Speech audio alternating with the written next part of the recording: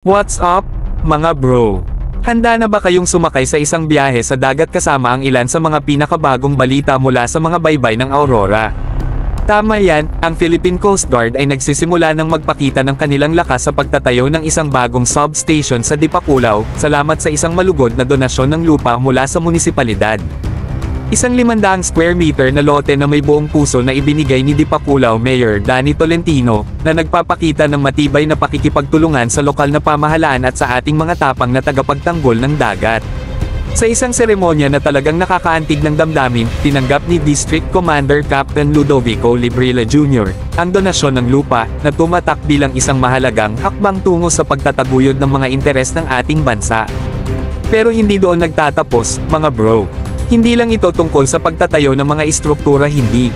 Ito ay tungkol sa pagprotekta sa ating mga baybayin, pagpapanatili sa ating marine environment, at pagtitiyak sa kaligtasan at seguridad ng ating mga maritime resources.